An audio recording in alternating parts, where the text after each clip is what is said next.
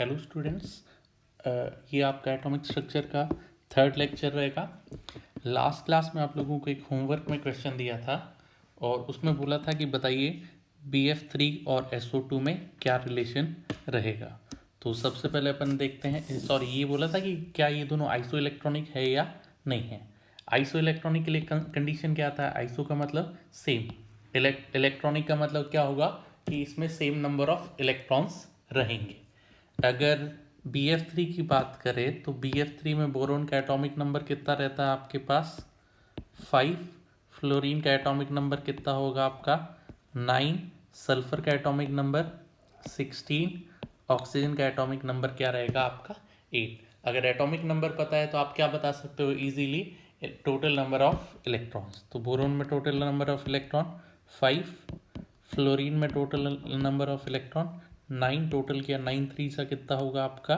27 + 5 = 32। SO2 में क्या होगा? सल्फर का 16, ऑक्सीजन का कितना आ गया? 8, 8 2 सा 16 + 16 = कितना आया? 32 इलेक्ट्रॉन। तो अपने को क्या देखने को मिला कि BF3 और SO2 में टोटल नंबर ऑफ इलेक्ट्रॉन क्या है? इसमें सेम है। इसका मतलब क्या हो गया? आइसो इलेक्ट्रॉनिक ये होंगे। ये दोनों स्पीसीज में क्या रिलेशन है? Iso electronic. यहाँ तक क्लियर हुई सब लोगों के? ठीक है। तो अभी अपने पास अपन ने एटॉमिक मॉडल्स पढ़ लिए, ठीक है। अब उसके बाद अपने पास नेक्स्ट एटॉमिक मॉडल आता है, Bohr atomic model. Next atomic model कौन सा आता है? Bohr atomic model. Bohr atomic model discuss करने से पहले अपन वेव को समझ लेते हैं कि भाई वेव अपन किसको बोलते हैं। तो नेक्स्ट टर्म क्या रहेगा आपके पास? वेव, और वेव के क्या क्या कैरेक्टरिस्टिक्स रहेंगे। तो सबसे पहले बात आती है कि भाई वेव का बेसिक डेफिनेशन क्या रहेगा। सबसे पहला डेफिनेशन क्या आता है आपका? वेव का बेसिक डेफिनेशन क्या रहेगा? तो अब वेव का मतलब क्या हुआ? वेव का मतलब हुआ कि आप एक बॉडी से दूसरी बॉडी तक आप एनर्जी ट्रांसफर कर रहे हो। वेव एक बॉडी से दूसरी बॉडी में आप जिसके थ्रू एनर्जी ट्रांसफर कर रहे हो वो चीज़ क्या रहेगा आपका? वेव। क्लियर हुआ सब लोगों के? ठीक है। तो अगर इसका डेफिनेशन लिखना चाहो तो वेव का मतलब क्या हो गया? It is a periodical disturbance. Wave का मतलब क्या हो गया? पीरियडिकल डिस्टर्बेंस होगा, जिससे होगा क्या आपका? Basically causing transfer of energy, without transfer of matter, without transfer of matter. ये वेव टॉपिक आप डिटेल से फिजिक्स 12th स्टैंडर्ड में फिजिक्स में पढ़ते हो। यहाँ पे अपन सिर्फ इसकी बेसिक्स की बात कर रहे हैं। तो पूरे वेव का डेफिनेशन अपन 3 पार्ट में डिवाइड करते हैं। कितने पार्ट में डिवाइड करते हैं? 3 पार्ट में डिवाइड करते हैं। कि भाई पहली चीज़ क्या हो गया? वेव क्या होता है बेसिकली। अगर कोई बोले तो भाई आप वेव किसको बोलते हो, तो आप ऐसे कुछ साइनोसॉइडल ग्राफ वगैरह की बात करते हो। तो जब कभी भी कोई बोले कि भाई वेव का मतलब क्या होगा, वेव का मतलब होता है डिस्टर्बेंस। वेव का मतलब क्या रहेगा आपके पास? डिस्टर्बेंस। कोई दिक्कत नहीं है। दूसरा पॉइंट कि भाई वेव से होगा क्या? वेव से आपका एनर्जी ट्रांसफर रहेगा। वेव से क्या होगा आपके पास? एनर्जी ट्रांसफर होगा। और तीसरा सबसे इंपॉर्टेंट पार्ट क्या होगा आपके पास? इसमें मैटर का कभी भी ट्रांसफर नहीं होगा। कि वेव में without transfer of matter, wave में अपन बोलते हैं एनर्जी ट्रांसफर होगा, बट आप मैटर ट्रांसफर की बात नहीं करेंगे। क्लियर हुई इतनी बात? ठीक है। तो इसका मतलब कि आपके पास अगर क्या दिया हुआ है? डिस्टर्बेंस दिया हुआ है, या क्या दिया हुआ है? एनर्जी दिया हुआ है, या क्या दिया हुआ है? वेव। तो इन तीनों का मीनिंग क्या रहेगा आपका? सेम। चाहे डिस्टर्बेंस दिया हुआ है, चाहे एनर्जी हो, चाहे वेव हो, तीनों क्या होंगे आपके पास? सेम रहेगा। कोई दिक्कत नहीं है। ठीक है। और एक इंपॉर्टेंट चीज याद रखना, वेव में क्या होगा आपका? एनर्जी ट्रांसफर होगा, बट कभी भी वेव में मैटर ट्रांसफर की बात करते हो क्या आप? नहीं बात करेंगे। क्लियर हुई इतनी बात? तो वेव का मतलब क्या हो गया कि आपके पास वेव का मतलब डिस्टर्बेंस, जिससे क्या होगा? एनर्जी ट्रांसफर रहेगा। ठीक है। अब कुछ और टर्म्स की बात करते हैं। वैसे ये सारी चीज़ें आप शॉर्ट में 9th में पढ़ चुके हो। तो अगली बात आती है कि भाई वेव की कुछ कैरेक्टरिस्टिक्स रहेंगे, जिनकी अपन 1 by 1 बात करते हैं। और वैसे अगर इस ग्राफ को देख के पूछे आपको तो कुछ पुरानी चीज़ें याद आ रही होगी कि भाई अगर आप इसको वेव बोलते हो, अगर ये कुछ आप बोलते हो कि भाई ऐसा कुछ आपके पास वेव रहेगा, तो यहाँ पे अपन कुछ मैक्सिमा का कुछ नाम रहेगा, मैक्सिमा का कुछ नाम रहेगा। फिर अपन ने बोला था कि इस ग्राफ में जो मिनिमा रहेगा उसका कुछ नाम रहेगा। फिर अपन ने कुछ एक दो चीज़ें और बोली थी कि भाई इस टर्म, ये भी टर्म लिखा था, इसका भी कुछ नाम बताया था।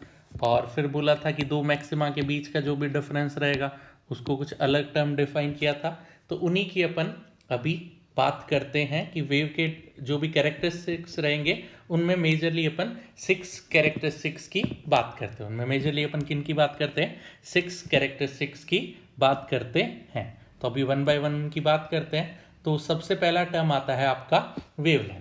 सबसे पहला टर्म क्या आता है आपका? वेवलेंथ किसको बोलते हो?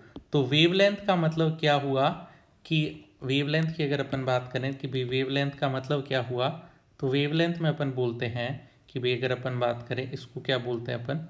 वेव। इसको क्या बोलते हैं अपन? वेव। तो ये टर्म क्या लिखा अपन ने?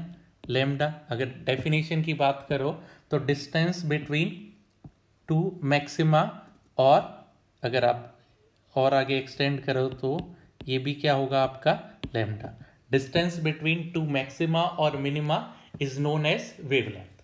डिस्टेंस बिटवीन टू मैक्सिमा और मिनिमा इज नोन एज क्या रहेगा आपका? वेवलेंथ। ये तो हो गया आपका बेसिक डेफिनेशन जो अपन ने 9th में भी पढ़ रखा था। बट इससे अपने को पूरा फील नहीं आता। इससे अपने को क्या होता है कि भाई आपको अच्छे से फील नहीं आता, कंफ्यूजन टाइप रहता है। तो वेवलेंथ की एक और डेफिनेशन बोलते हैं, वो क्या रहेगा आपका? Distance travelled by wave during one time period. Distance travelled by wave during one time period is also known as wavelength. कि भाई एक टाइम पीरियड में जितना वेव डिस्टेंस ट्रेवल करेगी वही क्या होगा आपका? वेवलेंथ। कोई दिक्कत नहीं है, ठीक है। और इसको एक वन टाइम पीरियड की जगह बोल सकते हो कि एक ऑसिलेशन में जितना डिस्टेंस ट्रेवल करता है, जितना डिस्टेंस ट्रेवल करेगी वेव वही क्या होगा आपका? वेवलेंथ। कोई दिक्कत नहीं है, ठीक है। इसको एक फॉर्मूले के बेसिस पे भी समझना चाहो तो वो भी अपन कर सकते हैं। एक फॉर्मूला लिखते हैं अपन, V is equal to F lambda. एक फॉर्मूला क्या लिखते हैं अपन? V is equal to F lambda. तो लेमडा इज इक्वल टू क्या लिख सकते हैं अपन? V upon F. और इसको क्या लिख सकते हैं? V multiply by 1 upon frequency क्या रहेगा? Time period. 1 अपॉन फ्रीक्वेंसी क्या रहेगा आपका? Time period. तो क्लियर हुआ बेसिकली कि भाई यहाँ पे V का मतलब क्या हुआ आपका? वेलोसिटी। T का मतलब क्या हुआ? Time period. तो अपन बोल सकते हैं कि भाई आपके पास एक टाइम पीरियड में जितना डिस्टेंस ट्रेवल करेगी वेव, जितना डिस्टेंस ट्रेवल करेगी वही क्या होगा आपका? वेवलेंथ। क्लियर हुआ, ठीक है। यहाँ पे अपन ये चीज डिटेल से नहीं काम आएगी, यहाँ पे सिर्फ आप इतना याद रखना, वेवलेंथ का मतलब क्या हुआ? डिस्टेंस बिटवीन टू मैक्सिमा और टू मिनिमा। और अगर सब वैसे अगर बात करें कि भाई और बोले कि भाई अगर कोई और बोले कि भाई बताइए और क्या मतलब हुआ आपका, ये तो ठीक है डेफिनेशन बोल दी, तो उसके अलावा आप क्या बोल सकते हो? एक कंप्लीट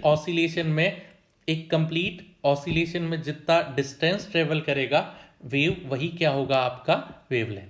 क्लियर हुआ, कोई दिक्कत नहीं है, ठीक है। अब वेवलेंथ के बाद अगला पॉइंट आता है आपका फ्रीक्वेंसी। वेवलेंथ के बाद नेक्स्ट पॉइंट क्या आता है आपका? फ्रीक्वेंसी। फ्रीक्वेंसी का मतलब क्या हुआ? फ्रीक्वेंसी का मतलब ये हुआ कि number of wave which pass through a point in 1 second. कि भाई कोई एक पर्टिकुलर पॉइंट रहेगा, उस पॉइंट से 1 सेकेंड में जितने नंबर ऑफ वेव ट्रांसफर हो रही है वही क्या होगा आपका? फ्रीक्वेंसी। वही क्या होगा आपका? फ्रीक्वेंसी। तो frequency of wave is defined as number of waves which pass through a point in 1 second. कोई दिक्कत नहीं है, ठीक है। और फ्रीक्वेंसी को किस में मेजर करेंगे अपन? हर्ट्ज में मेजर करते हैं। और इसका यूनिट क्या होगा आपका? पर सेकेंड। इसका यूनिट क्या होगा आपका? पर सेकेंड। कोई दिक्कत नहीं है। सेकेंड डेफिनेशन पता चला, ठीक है। फ्रीक्वेंसी को क्या बोलते हैं अपन? न्यू। फ्रीक्वेंसी को क्या बोलेंगे अपन? न्यू। क्लियर हुआ? ठीक है। अब इसके बाद आता है नेक्स्ट टर्म आता है time period.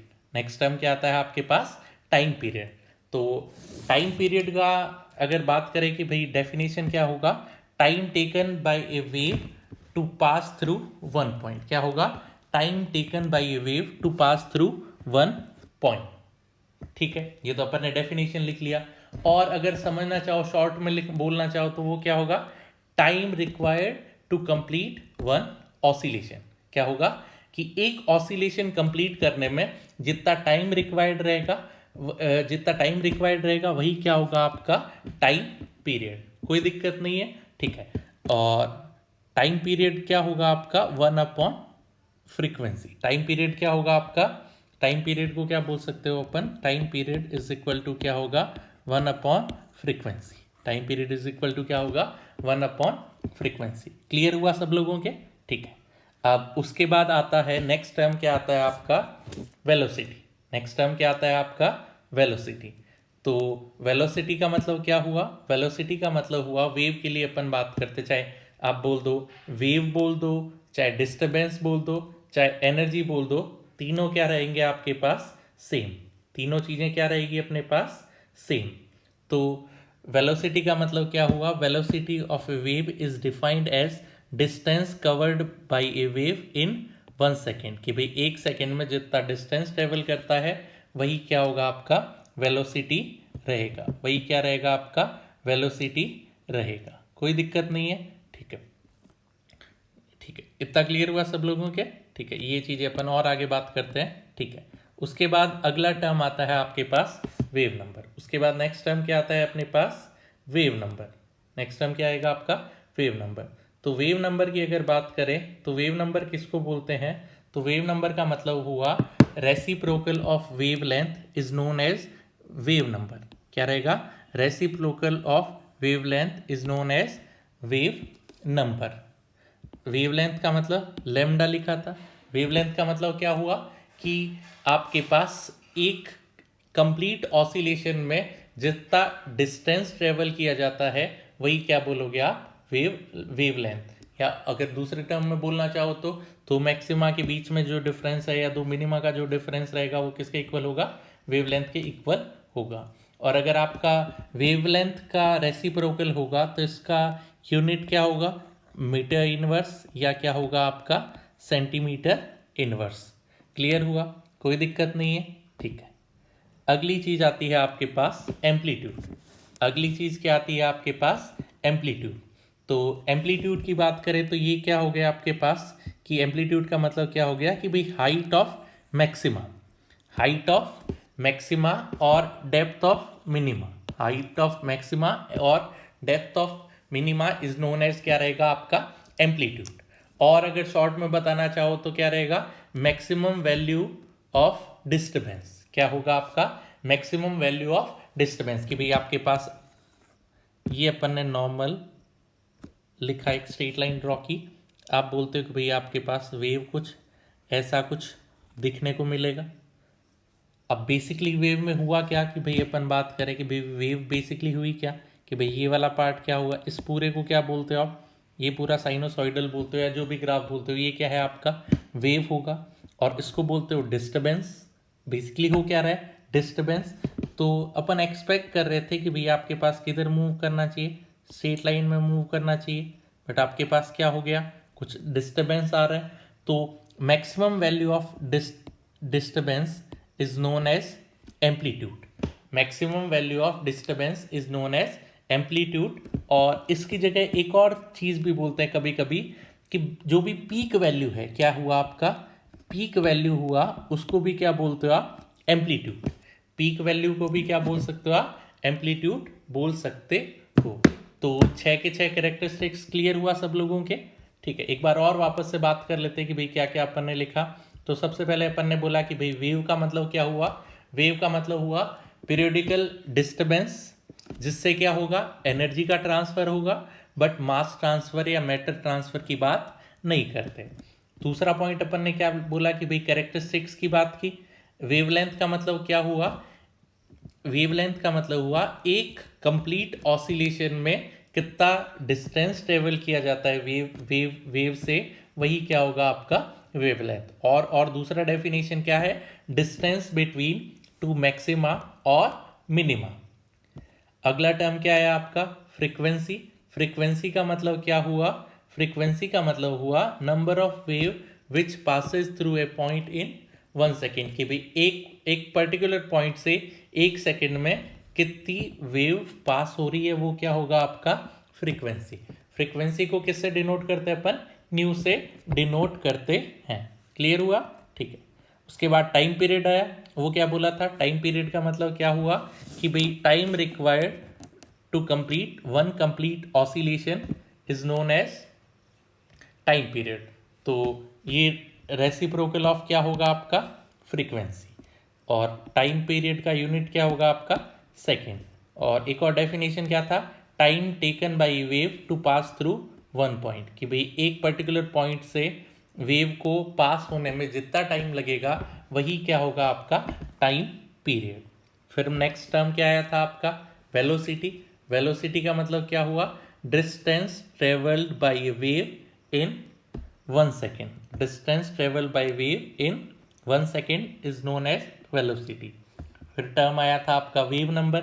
Wave number basically क्या होगा आपका, reciprocal of wavelength. Reciprocal of क्या आएगा आपका वेवलेंथ। क्लियर हुआ इतना।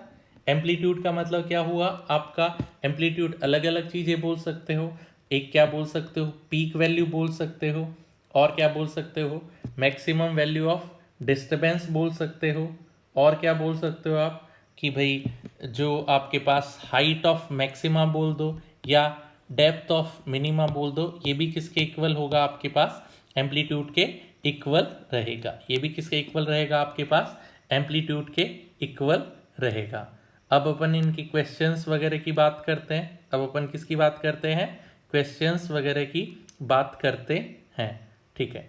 तो फर्स्ट क्वेश्चन है अपने पास यहाँ पे दिया हुआ कि हाउ लॉन्ग, फर्स्ट क्वेश्चन की अगर अपन बात करें तो फर्स्ट क्वेश्चन में आपको दिया हुआ है how long would it take a radio wave of frequency is equal to 6 into 10 to power 3 per second to travel from Mars to Earth a distance of 8 into 10 to power 7 kilometre. 8 into 10 to power 7 kilometre. तो इसमें सबसे पहले क्या करते हैं, जो भी अपने पास डाटा गिवन है वो लिख लेते हैं। तो सबसे पहले क्या लिखा अपन ने, डिस्टेंस कितना है आपके पास, डिस्टेंस है 8 इंटू 10 टू पावर 7 किलोमीटर लिखा। अब अपन जो भी बात करेंगे कि भाई यहाँ पे यूनिट्स वगैरह की बात करेंगे तो मीटर में लिख लेते हैं। यूनिट अपन किस में लिख लेते हैं, मीटर में।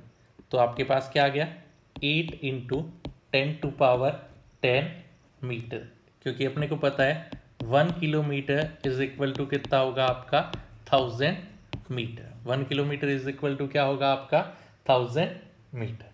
कोई दिक्कत नहीं है, ठीक है। अब अगली बात आती है कि भाई अपन बात करें कि भाई रेडियो वेव हुआ ये, और अपन बात करते हैं कि रेडियो वेव बोल दिया या इलेक्ट्रोमैग्नेटिक वेव बोल दिया, ये स्पीड ऑफ लाइट के थ्रू ट्रेवल करता है। ये किसके इनके लिए जो वेलोसिटी की बात करते हैं वो क्या बोलते हैं, स्पीड ऑफ लाइट। और स्पीड ऑफ लाइट कितना होगा आपका 3 into 10 to power 8 metre per second. 3 into 10 to power 8 metre per second. कोई दिक्कत नहीं है, ठीक है। और अपने को पूछा है फ्रीक्वेंसी, अपने को क्या पूछा था, फ्रीक्वेंसी। और अपने को पता है कि भैया अब अगर अपन बात करें, सॉरी इन्होंने पूछा था कि how long would it take, कि भाई इन्होंने पूछा था कि कितना टाइम लगेगा कि वहाँ से वहाँ तक मार्स से अर्थ तक आने में कितना टाइम लगेगा। डिस्टेंस अपने को पता है, स्पीड अपने को पता है, तो अपन इजीली टाइम बता सकते हैं। तो आपके पास टाइम इज इक्वल टू क्या हो गया आपके पास, डिस्टेंस डिवाइडेड बाय क्या हो गया, वेलोसिटी। डिस्टेंस कितना है आपका 8 into 10 to power 10, with unit लिखना मीटर, और वेलोसिटी कितना है 3 × 10⁸ मीटर पर सेकेंड। मीटर से मीटर कैंसिल हुआ, इसको सॉल्व करोगे तो क्या आया 8/3 × 10⁻²। सेकेंड इनवर्स से क्या हो गया आपका सेकेंड, और सिंप्लीफाई करते हो तो वैल्यू क्या आएगा आपका 2.67 × 10⁻² सेकेंड। 2.67 × 10⁻² सेकेंड, इतना टाइम अपने को लगेगा कहाँ से कहाँ तक आने में, कहाँ से कहाँ तक आने में, मार्स से अर्थ तक आने में इतना टाइम अपने को लगेगा। क्लियर हुआ फर्स्ट एग्जाम्पल, कोई दिक्कत नहीं है, ठीक है। अब बात करते हैं सेकेंड एग्जाम्पल, ये आप अपने आप ट्राई कीजिए। इसमें क्वेश्चन है what will be the frequency of photon of wavelength, particular wavelength दिया हुआ है, travelling in vacuum, travelling in vacuum. और अपने को पता है कि भाई velocity of light in vacuum क्या होगा आपका 3 × 10⁸ मीटर पर सेकेंड। करिए, ट्राई करिए आप अपने आप से। और फॉर्मूला बता देता हूँ, फ्रीक्वेंसी इज इक्वल टू क्या हो गया आपका वेलोसिटी डिवाइडेड बाय वेवलेंथ। करिए आप, ट्राई कीजिए अपने आप से। आपको किसका वैल्यू दिया हुआ है, स्पीड पता है आपको, वेलोसिटी पता है, वेवलेंथ पता है। पॉज करिए वीडियो को और सॉल्व करिए।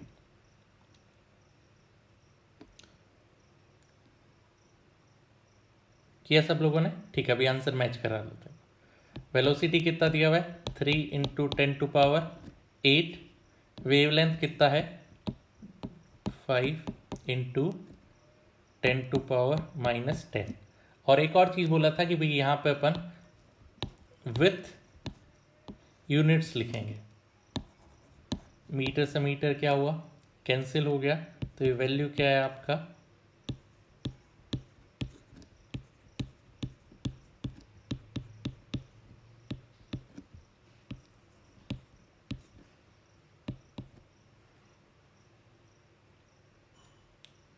ठीक है। और आगे सॉल्व कर लोगे तो अपने पास आंसर आ जाएगा।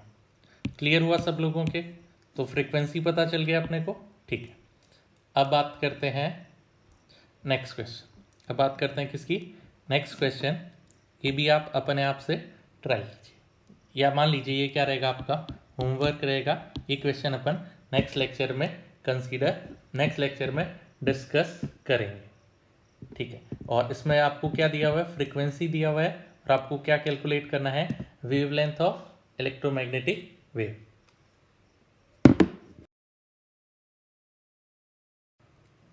नेक्स्ट पार्ट आता है Planck's quantum theory. Next part क्या आता है अपने पास, प्लांक्स क्वांटम थ्योरी। तो इसके कुछ स्टेटमेंट रहते हैं, उनकी अपन बात करते हैं।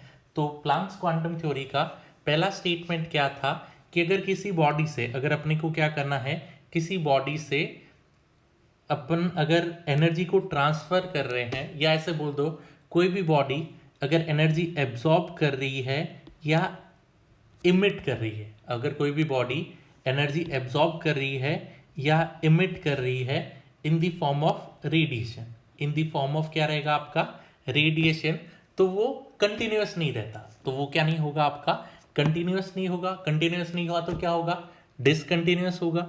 और डिसकंटिन्यूअस हुआ तो अपन क्या बोलते हैं, एक छोटे छोटे पैकेट्स की फॉर्म में होगा। डिसकंटिन्यूअस होके क्या होगा आपका एक छोटे छोटे पैकेट्स में होगा, और उन पैकेट्स को ही अपन क्या बोलते हैं, अपन क्वांटा। उन पैकेट्स को ही क्या बोलते हैं अपन क्वांटा, या क्वांटम ऑफ क्वांटा, या क्वांटम ऑफ एनर्जी। कोई दिक्कत नहीं है। तो पहला इसका स्टेटमेंट क्या हो गया कि द रेडिएंट एनर्जी इमिटेड और absorb by a body not continuously but discontinuously in the form of small discrete packet of energy, and these packets are called as quantum और quanta। कोई दिक्कत नहीं है, ठीक है। अब अगली बात आती है कि अगला स्टेटमेंट पे अपन ने अभी जस्ट बोला कि जो ये स्मॉलेस्ट पैकेट ऑफ एनर्जी रहते हैं इनको अपन फोटोन भी बोलते हैं, और जनरल फॉर्म में क्या लिखा हुआ मिलता है अपने को अगर आपको फोटोन दिया हुआ है या क्वांटा दिया हुआ रहेगा तो आप क्या बोलोगे, दोनों क्या रहेंगे आपके पास, सेम, कोई दिक्कत नहीं है, ठीक है। फिर अगला स्टेटमेंट क्या बोलते हैं अपन, जो भी आपके पास एनर्जी रहती है, अपने पास क्या रहेगा आपका एनर्जी रहेगा, energy of energy, radiation energy की बात कर रहे हैं, एनर्जी डायरेक्टली प्रोपोर्शनल टू क्या रहेगा आपका फ्रीक्वेंसी। एनर्जी ऑफ क्वांटा या फोटोन का, एक फोटोन का जो भी एनर्जी की बात करोगे वो डायरेक्टली प्रोपोर्शनल टू क्या होगा आपका फ्रीक्वेंसी, डायरेक्टली प्रोपोर्शनल टू क्या होगा आपका फ्रीक्वेंसी।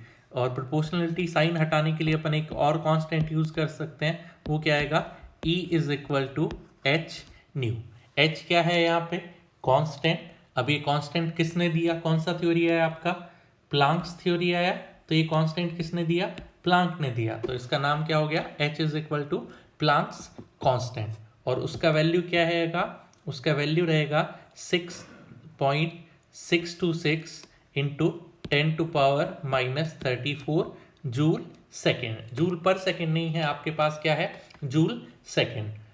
साइन का मतलब रहता है, वो भी आप ध्यान रखना। तो प्लांक्स कांस्टेंट पता चल गया, ठीक है। एक और चीज बोलते हैं अपन, फ्रीक्वेंसी को एक और टर्म भी लिख सकते हैं, एक फॉर्मूला हो गया E is equal to H C by lambda.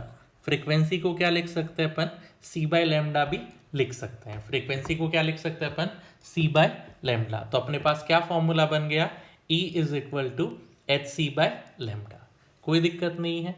तो आपके पास सेकेंड थर्ड स्टेटमेंट आ गया किसका, प्लांक्स क्वांटम थ्योरी का, वो क्या होगा आपका E is equal to H C by lambda, या क्या बोल सकते हो E is equal to H nu, कोई दिक्कत नहीं है, ठीक है। अब इसका फोर्थ स्टेटमेंट जो बेसिकली होगा क्या आपका, फर्स्ट स्टेटमेंट से भी बता सकते हो बट फिर भी यहाँ पे अपन लिख सकते हैं कि total amount of energy transmitted from one body to another body will be some integer multiple of energy of a quantum और क्वांटा। तो अगर बात करें कि भाई एक बॉडी से दूसरी बॉडी में टोटल एनर्जी कितनी ट्रांसफर हुई, तो वो क्या बोलते हैं, n multiply by energy of one single photon और क्वांटा। तो वो किसके इक्वल हो जाएगा, E is equal to n multiply by H C by lambda. n multiply by क्या होगा, एच सी बाय लेमडा। तो चारों स्टेटमेंट सब लोगों को समझ में आए, एक बार और फिर से एक्सप्लेन कर देता हूं मैं।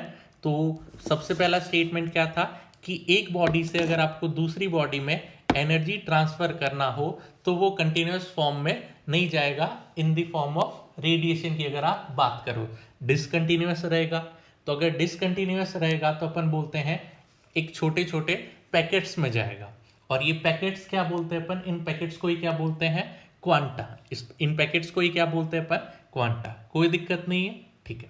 फिर अगली बात आती है कि जो स्मॉलेस्ट पैकेट ऑफ एनर्जी रहेगा, या जो क्वांटा बोलते हैं, जो एनर्जी का जो स्मॉलेस्ट पैकेट रहेगा, उसको अपन यहाँ पे क्या बोलेंगे, फोटोन, उसको क्या बोलेंगे अपन, फोटोन, कोई दिक्कत नहीं है। फिर अपन ने अगला स्टेटमेंट क्या लिखा कि जो भी एनर्जी रहेगी, एक सिंगल फोटोन की जो भी एनर्जी रहेगी, वो डायरेक्टली प्रोपोर्शनल टू किसके रहेगा आपका, जो वो डायरेक्टली प्रोपोर्शनल टू रहेगा फ्रीक्वेंसी ऑफ रेडिएशन। वो डायरेक्टली प्रोपोर्शनल टू क्या होगा कि जो भी वेव थी उसकी फ्रीक्वेंसी के डायरेक्टली प्रोपोर्शनल रहेगा। तो अपन क्या बोल सकते हैं, E is equal to H nu बोल सकते हैं। फिर अपने को पता है कि भाई आपका न्यू इज इक्वल टू क्या है, फ्रीक्वेंसी। फ्रीक्वेंसी को क्या लिख सकते हैं अपन, C अपॉन लेमडा। फ्रीक्वेंसी को क्या लिख सकते हैं अपन, C अपॉन लेमडा। तो कोई दिक्कत नहीं है, तो अपने पास फॉर्मूला आ गया E is equal to H C by lambda. और लास्ट स्टेटमेंट क्या आएगा कि भाई टोटल अमाउंट ऑफ एनर्जी की बात करें, एक बॉडी से दूसरी बॉडी में आप ट्रांसफर की बात करते हो, तो वो क्या रहेगा आपका, वो क्या होगा, इंटीजर मल्टीपल ऑफ क्वांटा। वो क्या होगा, integer multiple of quanta, where n is equal to क्या होगा आपका 1 2 3 4 ऐसा कुछ रहेगा। कभी भी n नॉट इक्वल टू क्या होगा 1.2 3.6 4.5 ऐसा कुछ भी होगा क्या आपके पास, नहीं होगा। अगर नॉर्मल लाइफ में अगर आप इसके एग्जाम्पल की बात करो, तो अगर करेंसी में बात करें तो आप मार्केट जाते हो, आप मार्केट कुछ भी खरीदने जाते हो, तो वहाँ पे अगर अपन बात करें कि भाई करेंसी की बात करें तो अपन इंडिया में रुपीज़ में बात करते हैं।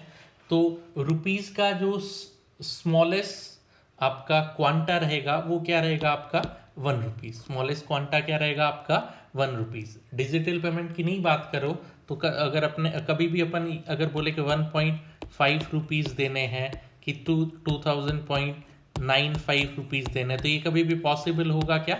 नहीं होगा। आइदर आप दे सकते हो 200 दे सकते हो, या क्या बोलोगे 201, या क्या बोलोगे 201। तो प्लांक्स क्वांटम थ्योरी सब लोगों को क्लियर हुआ? ठीक है, अब इस पे बेस कुछ एग्जांपल्स की बात करेंगे। बट अगर आप बात करो कि प्लांक क्वांटम थ्योरी में सिर्फ एक फॉर्मूला है, वो क्या होगा? E is equal to H nu, या E is equal to H C by lambda. और H का वैल्यू क्या है आपका? प्लांक कांस्टेंट, वो रहेगा 6.626 इंटू 10⁻⁻34 जूल सेकेंड। ध्यान रखना जूल पर सेकेंड नहीं है, ये क्या है आपका जूल सेकेंड रहेगा। कोई दिक्कत नहीं है, ठीक है। अभी अपन इसके एग्जाम्पल्स की बात करते हैं। तो इसमें ठीक है, इसमें एक दो चीजें और ध्यान रखना कि अपने को कोई फर्क नहीं पड़ेगा कि बैकग्राउंड का थ्योरी क्या चल रहा है। अपने को सिर्फ दो तीन चीजों से मतलब है, फ्रीक्वेंसी क्या है आपका, वेवलेंथ क्या रहेगा आपका, एनर्जी क्या हुई, और बाकी चीजों से कोई मतलब नहीं है। अभी अपने पास क्वेश्चन आया, calculate energy of photon. Photon का मतलब स्मॉलेस्ट क्वांटा की बात कर रहे हैं।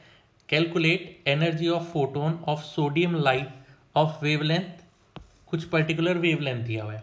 अब बात आती है सोडियम लाइट। अब सोडियम लाइट क्या हुआ, सोडियम की जगह कुछ और दे देता तो उससे कोई फर्क पड़ता क्या अपने पास? नहीं। और स्पीड ऑफ लाइट क्या रहेगा आपका? 3 इंटू 10⁸ मीटर पर सेकेंड। और अपन अगर फॉर्मूले की बात करें तो क्या होगा? E इज इक्वल टू क्या होगा आपका?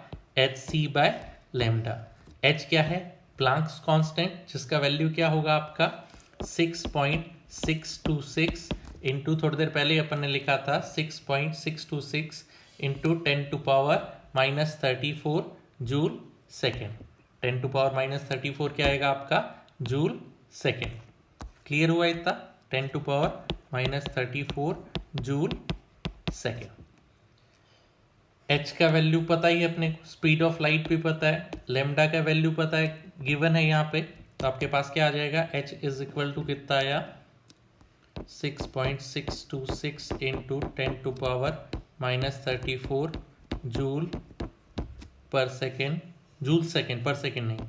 स्पीड ऑफ लाइट कितना है? 3 into 10⁸ metre per second, divided by wavelength कितना है आपका? 5.862 इंटू 10⁻⁻16 मीटर पर सेकेंड। से सेकेंड कैंसिल हुआ, मीटर से मीटर कैंसिल हुआ, तो आपका आंसर किस में आएगा? आपका जूल में। इसको सिंप्लीफाई कर दोगे तो आपके पास वैल्यू किस में आ जाएगा? जूल में। ठीक है, वो चीज़ आप कैलकुलेशन वाला पार्ट आप अपने आप से ट्राई करना। एक और चीज़ ध्यान रखना कि जो भी न्यूमेरिकल आएंगे अपने पास, उनमें आप कैलकुलेटर अवॉइड करना, क्योंकि पेपर में क्या रहता है अपने पास? कैलकुलेटर नहीं रहेगा। ठीक है, सॉल्व कर लोगे इतना? ठीक है। अब अगला क्वेश्चन, उसमें है calculate frequency and energy of photon of wavelength, particular wavelength दिया। अब यहाँ पे इन्होंने बताया कि कौन सा फोटोन है, कैसा कुछ है, नहीं, अपने को वो कुछ नहीं दिया हुआ। अपने को सिर्फ क्या बताना है? फ्रीक्वेंसी बताना है, और दूसरी चीज क्या बताना है? एनर्जी। एनर्जी के कौन कौन से फॉर्मूले रहते हैं? E इज इक्वल टू क्या रहेगा? H new. अगर आप पहले फ्रीक्वेंसी कैलकुलेट करते हो, E इज इक्वल टू क्या आएगा आपका? H new. फ्रीक्वेंसी कैलकुलेट करते हो तो आप डायरेक्टली क्या बता सकते हो? एनर्जी। बट क्वेश्चन में फ्रीक्वेंसी दिया हुआ है क्या? नहीं दिया हुआ, तो अपन दूसरा वाला फॉर्मूला यूज करेंगे। E इज इक्वल टू क्या आएगा आपका? H C by lambda. E is equal to क्या आया? H C by lambda. तो H कितना आया?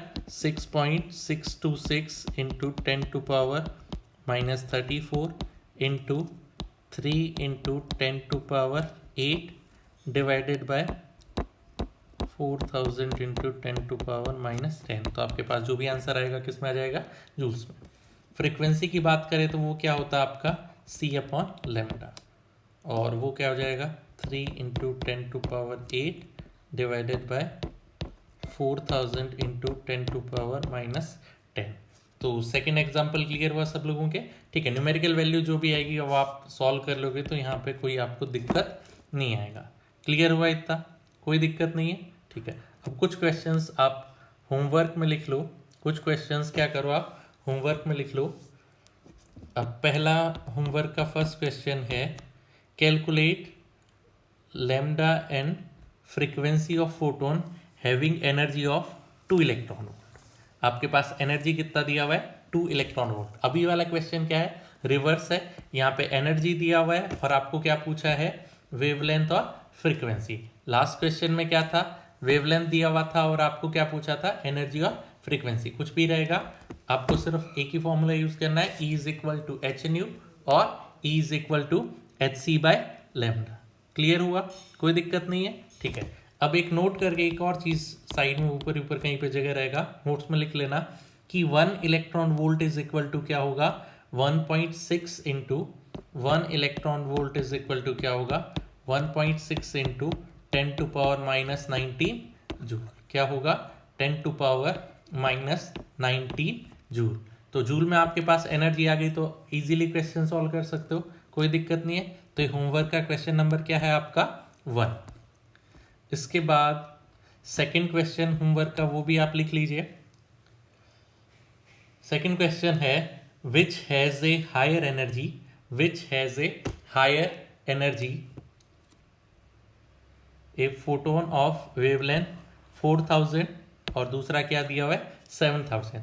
ये कौन सी रेड और रेड वॉयलेट कौन सी लाइट रहेगी उसकी अपन नेक्स्ट लेक्चर में बात करते हैं कि लाइट मतलब कलर से क्या फर्क पड़ेगा। बट आप सिर्फ इतना सोचना, आपको सिर्फ क्या पता है वेवलेंथ पता है, तो आप बता सकते हो कि किसका एनर्जी ज्यादा रहेगा और किसका एनर्जी क्या हुआ कम। क्लियर हुआ सेकंड क्वेश्चन होमवर्क वाला, ठीक है। उसके बाद होमवर्क का थर्ड क्वेश्चन है आपके पास, how many photons of lights having a wavelength of 5000 are necessary to provide 1 joule of energy. अब ये पीछे वाले क्वेश्चन जैसा नहीं है, यहाँ पे अपने को पता है टोटल एनर्जी कितना है, आपको 1 जूल टोटल एनर्जी चाहिए। एक फोटोन का एनर्जी पता है अपने को E is equal to H C by lambda, और एक फोटोन का एनर्जी पता है टोटल एनर्जी इतना हुआ, तो आप क्या बता सकते हो n का वैल्यू बता सकते हो। तो ये क्वेश्चन भी आप सॉल्व करना, इसमें बताना है अपने को कितने नंबर ऑफ फोटोन अपने को रिक्वायर्ड रहेंगे। 5000 एंगस्ट्रॉम अपने को वेवलेंथ आपके पास फोटोन है और टोटल एनर्जी कितना चाहिए अपने को 1 जूल का एनर्जी चाहिए। तो ये होमवर्क का क्वेश्चन नंबर क्या हो गया आपके पास 3। और अभी एक क्वेश्चन लास्ट है होमवर्क का, लास्ट क्वेश्चन क्वेश्चन नंबर 4। अब इसमें है calculate energy associated with the photon passing through vacuum with wavelength of आपके पास एक पर्टिकुलर वेवलेंथ दिया हुआ और आपको क्या बताना है इस फोटोन का एनर्जी बताना रहेगा। तो यहाँ तक क्लियर हुआ सब लोगों के, ठीक है। तो ये 4 क्वेश्चन होमवर्क वाले हैं, ये आप अपने आप सॉल्व करना। और इसके साथ असाइनमेंट 2 या डीपीपी 2 के क्वेश्चन भी रहेंगे, कुछ 10 क्वेश्चन डीपीपी 2 के रहेंगे, वो आप सॉल्व करना, जिनके सॉल्यूशन वगैरह मैं नेक्स्ट लेक्चर से पहले मतलब या तो शाम को अपलोड कर लूँगा या कल मॉर्निंग में अपलोड कर दूंगा, ठीक है। तो इतने क्वेश्चन सॉल्व करिए, बाकी की चीज़ें अपन नेक्स्ट लेक्चर में डिस्कस करते हैं। Okay, thank you.